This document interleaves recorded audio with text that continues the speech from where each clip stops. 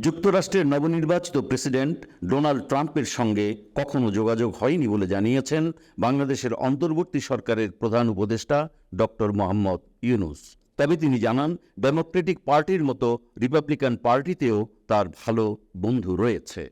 সম্প্রতি আজারবাইজানের রাজধানী বাকুতে জাতিসংঘের জলবায়ু সম্মেলনের ফাঁকে কাতার ভিত্তিক সংবাদ মাধ্যম আল জাজিরাকে দেওয়া এক সাক্ষাৎকারে তিনি এসব কথা বলেন। নবনির্বাচিত মার্কিন প্রেসিডেন্ট ট্রাম্পের সঙ্গে কোনো উত্তেজনা রয়েছে কিনা জানতে চাইলে ডক্টর ইউনূস বলেন, ট্রাম্পের সঙ্গে আমার কোনো ব্যক্তিগত সমস্যা নেই। তিনি আমার সঙ্গে কখনো কথা বলেননি। তবে আমি বিশ্বাস করি, যুক্তরাষ্ট্রের পররাষ্ট্রনীতি প্রেসিডেন্টের ব্যক্তিত্বের উপর নির্ভরশীল নয়। রিপাবলিকান পার্টির সঙ্গে সম্পর্ক প্রসঙ্গে তিনি জানান, 2008 সালে তাকে কংগ্রেশনাল গোল্ড মেডেল দেওয়ার সময় উভয় দল সর্বসম্মতভাবে তা অনুমোদন করেছিল।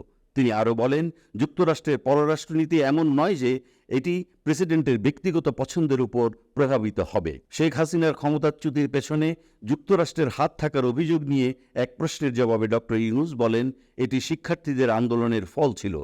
জনগণ সেই আন্দোলনকে সমর্থন করেছিল। সেনাবাহিনী তাকে নিরাপত্তার জন্য ভারতে যাওয়ার সুযোগ করে দিয়েছিল।